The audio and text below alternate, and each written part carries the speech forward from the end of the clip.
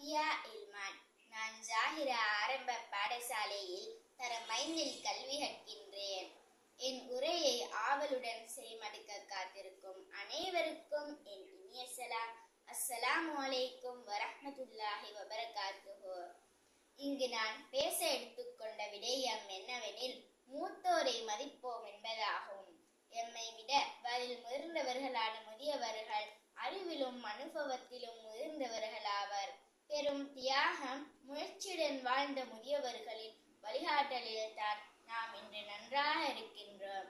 இல்லையெனில் நம் பாதை திசை மாறி தப்பான வழியில் சென்றிருக்கும். எனவே அதனை நினைவு கூர்ந்து நன்றி சொல்லும் முகமாக அவர்களுக்கு மரியாதை செய்து மதிப்பளிப்பது எமது கடமையாகும்.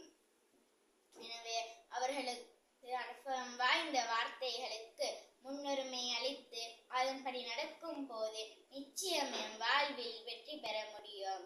அதனால் தான் மூத்தோர் சொல் வார்த்தை அமிர்தம் என கூறியுள்ளார்கள்.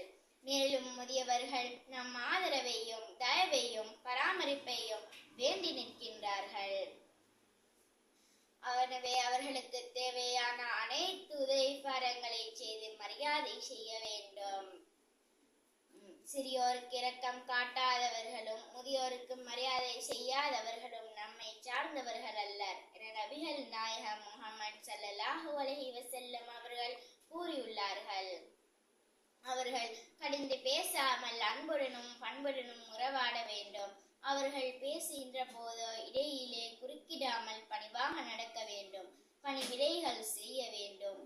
அப்படி நடந்தால்தான் வருங்கால இளைஞர்களும் நாம் முதுமை பருவத்தை அடையும் போது நம்மையும் அன்புடன் மதிப்பார்கள். நாம் நம் பெற்றோர்களை மட்டுமின்றி நம்மை சுற்றியுள்ள அனைத்து முதியவர்களையும் மதிப்போம். மதிப்பவர்கள் நிச்சயம் மேலோங்கி போவார்கள் என்று சொல்வார்கள்.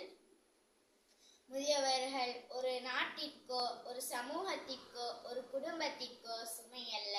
அவர்கள் ஓர் அருள் வளம் பெரும் செல்வமாகும். எனவே என்றும் எப்பொழுதும் முதியவர்களுக்கு முன்னுரிமை